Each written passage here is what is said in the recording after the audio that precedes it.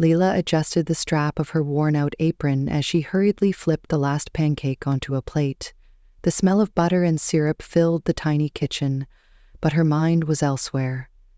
Her son Ethan sat at the small dining table, swinging his legs back and forth as he doodled on a piece of paper. At just 7 years old, Ethan had a way of lighting up even the darkest corners of her life. "Mom, look!" Ethan exclaimed, holding up a drawing of a rocket ship. "One day, I'm going to build one of these and we'll fly to the moon." Lila smiled, brushing a strand of hair from her face. "That sounds amazing, buddy. But for now, let's focus on getting you to school on time." Life hadn't been easy for Lila. Once, she had dreamed of opening her own restaurant, a cozy little place where people could gather and enjoy her cooking. But those dreams had been put on hold when her husband walked out on her and Ethan 3 years ago. Since then, every day had been a balancing act, working long hours at a local diner, paying bills, and making sure Ethan never felt the weight of their struggles. As she packed Ethan's lunch, her phone buzzed on the counter. It was a message from her friend, Clara. "Clara? Hey, I heard about a job opening. It's not cooking, but it pays well. You'd be helping someone recover from an accident. Interested?" Lila hesitated, her fingers hovering over the screen. She wasn't a nurse or a caregiver, but the thought of earning more money to give Ethan a better life was tempting. "Mom, are you okay?" Ethan's voice pulled her back to reality. She looked at him, his bright eyes full of curiosity and innocence. "Yeah, sweetie, just thinking about something." Taking a deep breath, she typed back, "Tell me more." Little did she know, this decision would lead her to a man who would change her life forever, a man who had once been at the top of the world but now lived in the shadows of his own pain. The diner was bustling with the usual morning crowd, coffee cups clinking, orders being shouted from the kitchen, and the hum of conversation filling the air. Lila moved quickly between tables, balancing plates of eggs and toast while offering polite smiles to the customers. Her feet ached, and the long hours were taking their toll, but she couldn't afford to slow down. "Leela, table 4 needs a refill," her manager barked from behind the counter. "Got it," she called back, grabbing the coffee pot and weaving through the crowded room. This was her life. Long shifts, low pay, and barely enough time to catch her breath. But every time she thought about giving up, she reminded herself why she was doing this. Ethan. That evening, after putting Ethan to bed, Lila sat at the small kitchen table, staring at the details Clara had sent her about the job. Private caregiver needed for a recovering patient. No medical experience required. Must be patient, reliable, and trustworthy. Pay, $25/hour. The pay was more than double what she made at the diner. It felt too good to be true. She called Clara, her voice hesitant. "Are you sure I'm qualified for this? I'm not a nurse or anything." Clara's voice was reassuring. "Lila, they're not looking for a professional. The guy just needs someone to help him with daily tasks. He's recovering from an accident and well, let's just say he's not the easiest person to deal with. But you're one of the most patient people I know. You'd be perfect for this." Lila sighed, glancing at the stack of unpaid bills on the counter. "I don't know, Clara. What if I mess it up?" "You won't," Clara insisted. "Just meet him. If it doesn't feel right, you can always say no." The next morning, after dropping Ethan off at school, Lila found herself standing in front of a sprawling estate on the outskirts of town. The house was massive, with ivy climbing up its stone walls and a long driveway that seemed to stretch forever. She clutched her coat tightly around her, feeling out of place in her simple attire. The door opened, and a stern-looking woman in her 60s greeted her. "You must be Lila," the woman said, her tone brisk. "I'm Mrs. Harper, Mr. Grayson's housekeeper. Follow me." Lila stepped inside, her eyes widening at the grandeur of the home. The high ceilings, polished floors, and elegant furniture were a stark contrast to her modest apartment. Mrs. Harper led her up a grand staircase and stopped in front of a closed door. "Mr. Grayson is in here. He doesn't like to be kept waiting." Lila nodded, her heart pounding as she pushed the door open. Inside, the room was dimly lit, with heavy curtains drawn over the windows. A man sat in a wheelchair near a desk, his back to her. His shoulders were broad, but his posture was slouched, as if the weight of the world rested on them. "Mr. Grayson," Leela said softly, stepping into the room. The man turned slowly, and Lila's breath caught. Elliot Grayson was not what she had expected. His face was sharp and handsome, but a deep scar ran from his temple to his jawline. His piercing blue eyes studied her with a mix of curiosity and irritation. "You're the caregiver?" he asked, his voice low and gravelly. "Yes," Lila replied, trying to keep her voice steady. "I'm Lila. The agency sent me." Elliot's gaze lingered on her for a moment before he turned back to the desk. "Fine. Let's get this over with." Leela swallowed hard, feeling the tension in the room. This wasn't going to be easy, but she had faced challenges before. She wasn't about to back down now. The room was silent except for the faint ticking of a clock on the wall. Lila stood awkwardly near the door, unsure of what to do next. Elliot Grayson, the man she had heard so much about, sat in his wheelchair, his back turned to her once again. His presence was intimidating, not because of his physical appearance, but because of the cold, distant energy he radiated. "Well?" Elliot's voice broke the silence, sharp and impatient. "Are you just going to stand there, or are you going to do your job?" Lila straightened her posture, forcing herself to stay calm. "I'm here to help, Mr. Grayson, but I'll need to know what you need from me." Elliot let out a dry laugh, though there was no humor in it. "What I need is to be left alone. But since that's apparently not an option, I suppose you can start by organizing those books." He gestured vaguely toward a pile of books stacked haphazardly on a nearby table. Lila nodded, walking over to the table and picking up the first book. As she worked, she couldn't help but steal glances at Elliot. His face was a mixture of sharp angles and shadows, the scar on his cheek catching the dim light. He looked like a man who had once been full of life, but was now weighed down by something heavy, something more than just the physical injuries he carried. "Do you always stare at people while you work?" Elliot's voice cut through her thoughts, and Lila felt her cheeks flush. "I wasn't staring," she said quickly, placing a book on the shelf. "I was just thinking." "Thinking about what?" he asked, his tone laced with skepticism. Lila hesitated, then decided to be honest. "About how hard this must be for you, losing so much and having to adjust to a new way of living." Elliot's expression darkened, and for a moment Lila thought she had crossed a line, but instead of snapping at her, he simply turned his wheelchair toward the window, his gaze distant. "You have no idea," he said quietly, almost to himself. The rest of the day passed in tense silence. Lila focused on her tasks, organizing the room and making sure Elliot had everything he needed. He barely spoke to her, and when he did, his words were clipped and cold. As she prepared to leave for the day, Lila paused by the door. "I'll be back tomorrow, Mr. Grayson. If there's anything specific you need, just let me know." Elliot didn't respond, his attention fixed on the window. Lila sighed and laughed, feeling a mix of frustration and sympathy. The next morning, Leela arrived at the estate with a renewed sense of determination. She wasn't going to let Elliot's attitude scare her off. She had faced worse challenges in her life, and she wasn't about to give up now. When she entered his room, she found him sitting at his desk, a blank sheet of paper in front of him. His hand rested on a pen, but he didn't seem to be writing. "Good morning," Leela said, her voice cheerful despite the tension in the air. Elliot glanced at her briefly before returning his gaze to the paper. "Morning," he muttered, his tone neutral. Lila decided to take a different approach. Instead of waiting for him to tell her what to do, she began tidying up the room, humming softly to herself as she worked. After a few minutes, Elliot spoke. "Do you always hum while you work?" Lila looked up, surprised. "Only when I'm in a good mood." Elliot raised an eyebrow.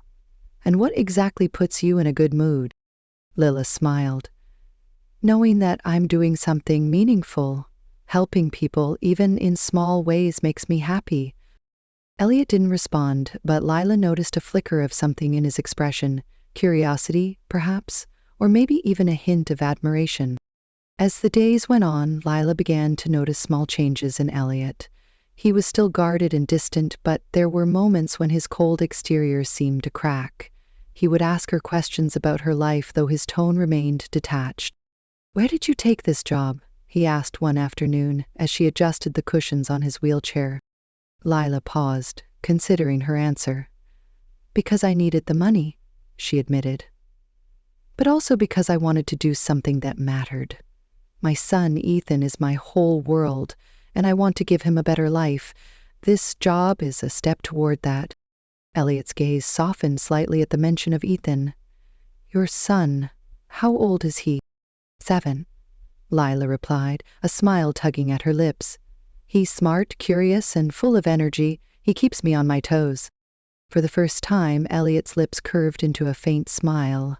"Sounds like a handful." "And his," Lila said with a laugh. "But he's also the best thing that's ever happened to me." Elliot didn't say anything more, but Lila could sense that something had shifted between them.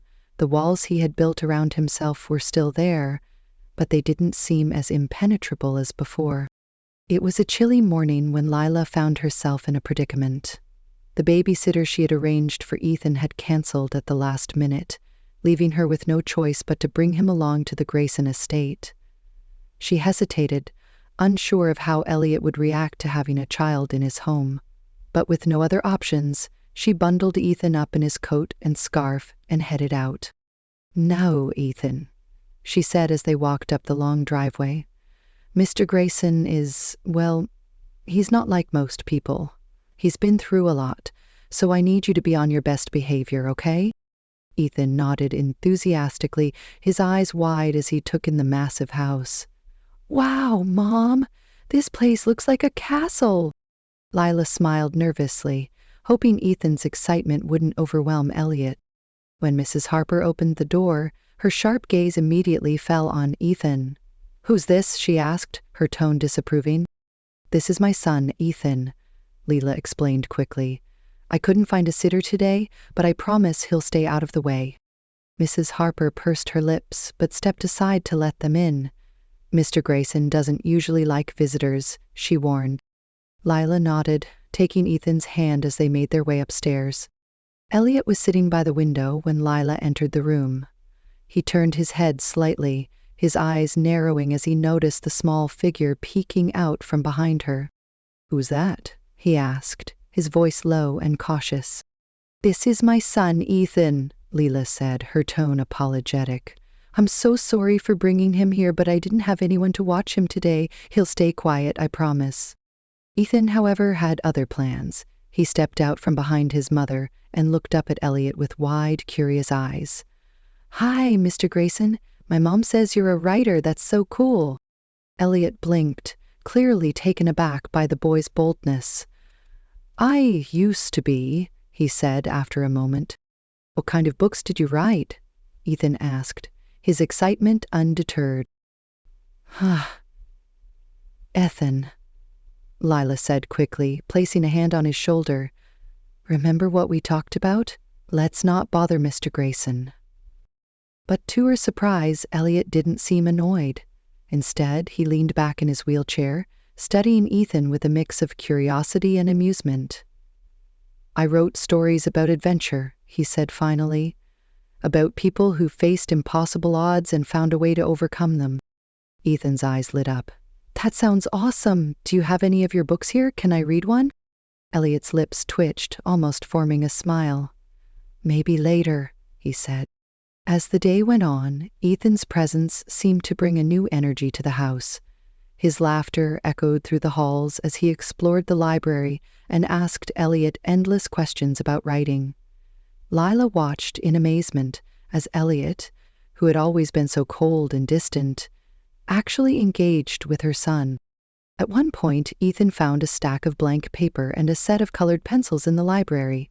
"Can I draw something for you, Mr. Grayson?" he asked eagerly. Elliot raised an eyebrow. "For me?" "Yeah. You can hang it up in your room. It'll make it look less boring." Lila's eyes widened in horror. Ethan! She scolded, but Elliot let out a low chuckle. It's fine, he said, waving a hand dismissively. He's not wrong. Ethan grinned and got to work, his small hands moving quickly as he sketched. When he was finished, he held up the drawing proudly. Look, it's you, me, and Mom going on an adventure. Elliot took the drawing, his expression softening as he studied it. The stick figures were crude, but there was something endearing about the way Ethan had drawn them all, smiling. Thank you, Ethan, Elliot said quietly. I'll keep it. That evening, as Lila prepared to leave, she noticed a change in Elliot's demeanor. He seemed lighter, as if a small part of the weight he carried had been lifted. Thank you for being patient with Ethan today, she said, her voice sincere. I know it wasn't part of the plan. Elliot shook his head. He's a good kid. Reminds me of someone I used to know. Lila tilted her head, curious. Who? Elliot hesitated, his gaze distant. My nephew. He was about Ethan's age when I last saw him.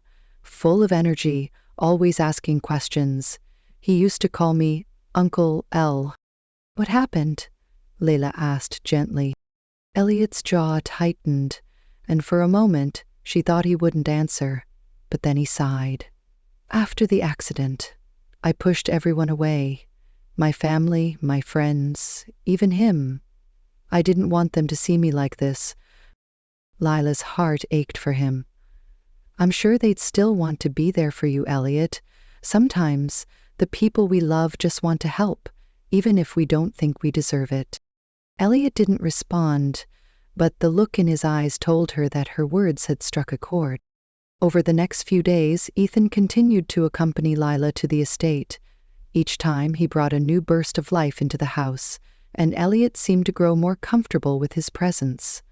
The once-icky tension between Lila and Elliot began to thaw, replaced by a quiet understanding. One afternoon, as Lila was tidying up the library, she overheard Ethan and Elliot talking. Do you think you'll ever write another book? Ethan asked, his voice full of hope. Elliot was silent for a moment before replying, I don't know. It's been a long time since I've written anything. But you should, Ethan insisted. You're really smart, and I bet your stories are amazing. Mom always says we shouldn't give up on the things we love. Lila froze, her heart swelling at her son's words. She glanced over and saw Elliot looking at Ethan with an expression she couldn't quite place. Something between gratitude and longing. Maybe, Elliot said softly. Maybe I will. The days at the Grayson estate began to take on a new rhythm.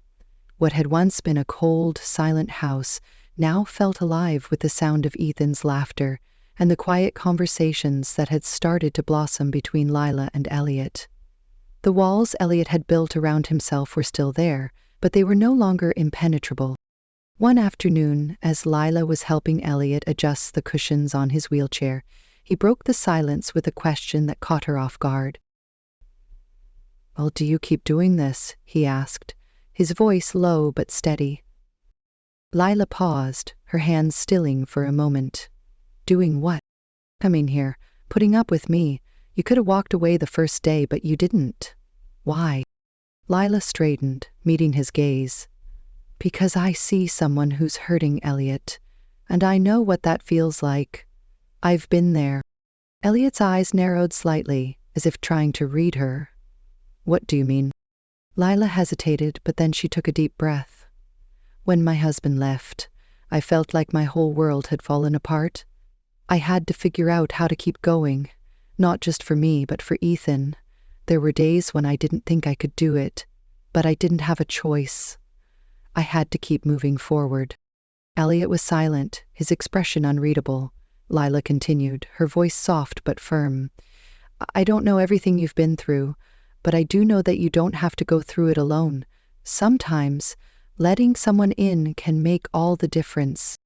For a moment, Elliot didn't say anything, then, almost imperceptibly, he nodded. Maybe you're right, he said quietly.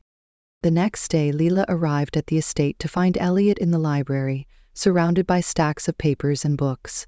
He looked up as she entered, a faint smile tugging at the corners of his lips. "Good morning," he said, his tone lighter than she had ever heard it. "Good morning," Layla replied, surprised by his mood. "What's all this?" Elliot gestured to the papers. "I've been thinking about what Ethan said the other day, about writing again." Lila's eyes widened. "You're going to write another book?" "Maybe," Elliot said, a hint of uncertainty in his voice. "It's been a long time, but I think I want to try." Lila smiled, her heart swelling with pride. "That's amazing, Elliot. I think it's a great idea." Elliot looked at her, his gaze steady. "You and Ethan, you've both reminded me of something I thought I'd lost. Hope." As the days turned into weeks, the bond between Lila, Ethan, and Elliot grew stronger.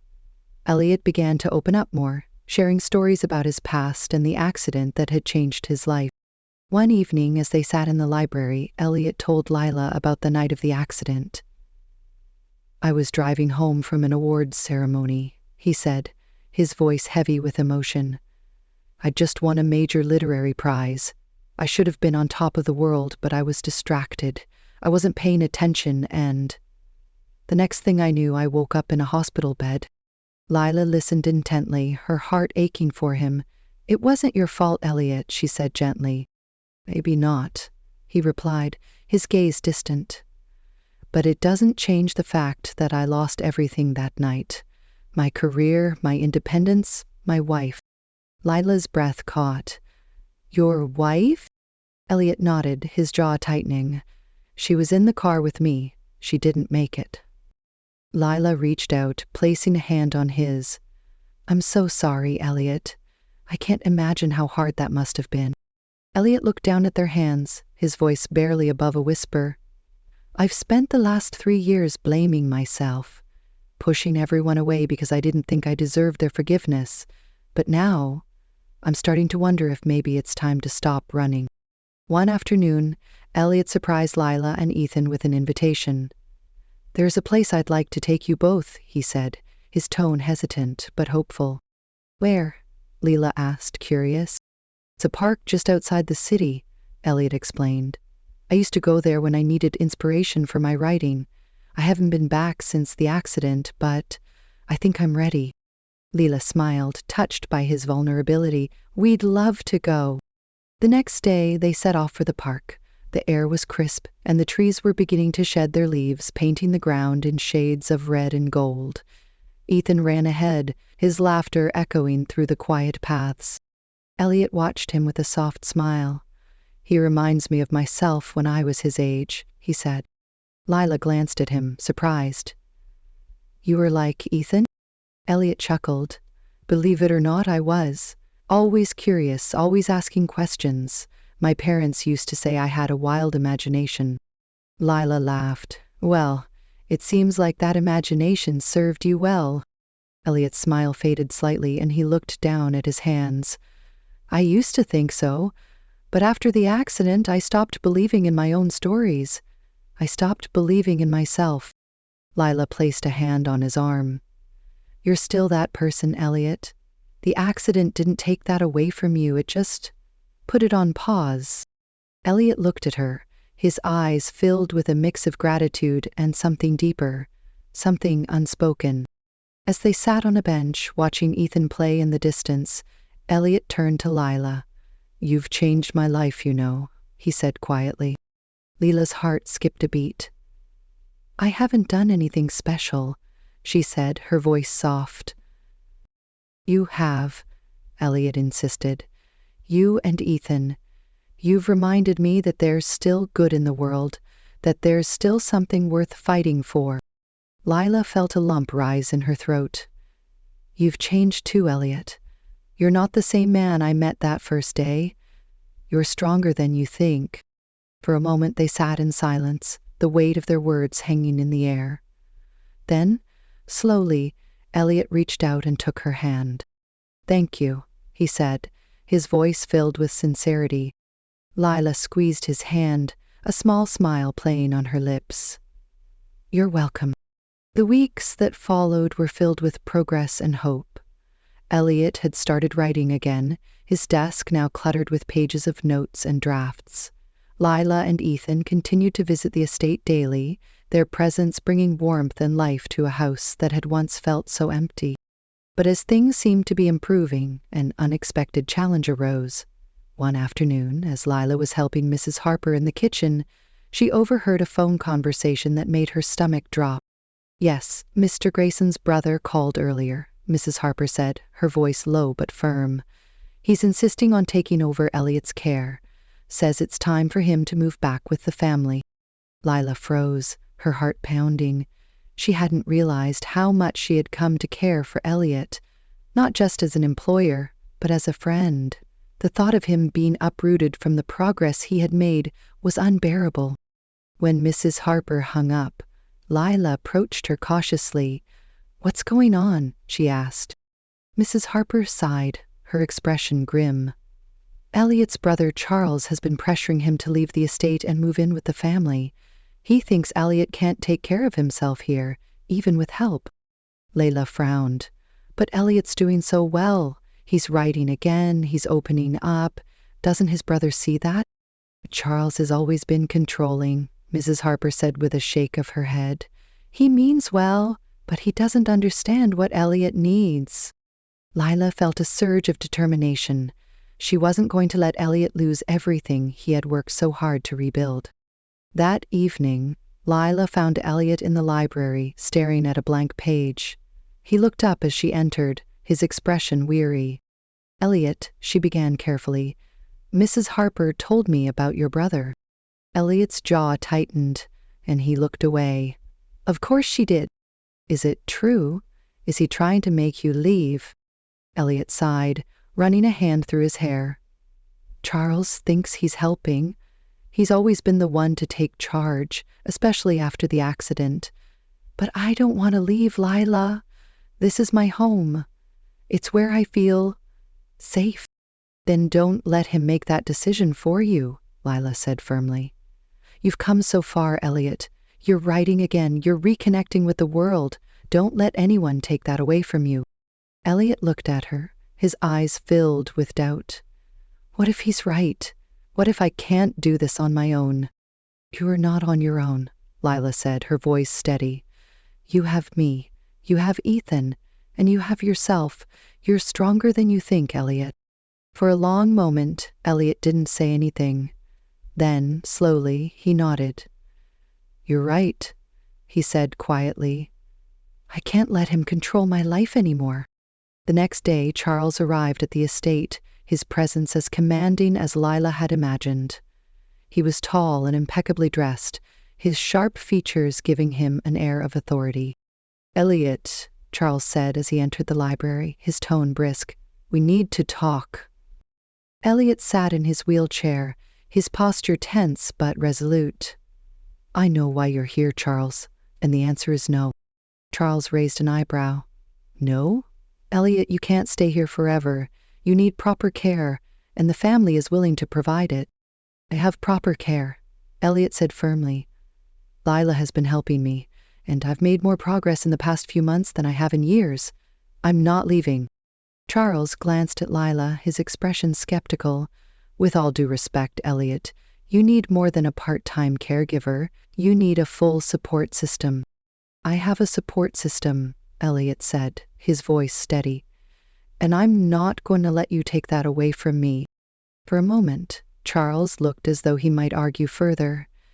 But then he sighed, his shoulders slumping slightly. "If that's what you want, Elliot, I won't force you, but promise me you'll take care of yourself." "I will," Elliot said, his tone softening. "Thank you, Charles." After Charles left, Lila found Elliot in the garden, a rare smile on his face. "You stood up to him," she said, her voice filled with pride. "I did," Elliot replied, a hint of amazement in his tone. "For the first time in a long time, I feel like I'm in control of my own life." Lila smiled, her heart swelling with happiness for him. "You deserve that, Elliot. You've worked so hard to get here." Elliot looked at her, his expression serious. "I couldn't have done it without you, Lila. You and Ethan. You've given me something I thought I'd lost forever. a reason to keep going. Leela felt tears prick at the corners of her eyes. You've given us just as much, Elliot. You've shown Ethan what it means to be brave, and you've reminded me that it's never too late to start over. For a moment, they simply looked at each other. The connection between them, deeper than words could express. In the weeks that followed, Elliot continued to write, his confidence growing with each passing day. He even began to share his work with Lila, who was amazed by the depth and beauty of his stories. One evening, as they sat in the library, Elliot handed her a freshly typed page. "This is the opening to my new book," he said, his voice tinged with both excitement and nervousness. Lila took the page, her eyes scanning the words. As she read, she felt a lump rise in her throat. The story was about a man who had lost everything but found hope again through the kindness of strangers. "He's beautiful," she said, her voice thick with emotion. Elliot smiled, his eyes shining. "It's because of you, Lila. You and Ethan gave me the inspiration to write again." Lila reached out, placing a hand on his. "We're so proud of you, Elliot, and we'll always be here for you." The story ends with a sense of hope and renewal. Elliot's new book is published, and it becomes a symbol of his journey, a testament to the power of resilience and the importance of human connection. As for Leela and Ethan, they remain a constant presence in Elliot's life, their bond growing stronger with each passing day. Together, they prove that even in the face of tragedy, it's possible to find light and love again. Thank you so much for watching this story on Emma's Stories. If you enjoyed it and want to hear more heartfelt, inspiring tales, don't forget to like, subscribe, and hit the notification bell so you never miss a new upload. Your support means the world to us, and we can't wait to share more amazing stories with you. See you in the next one.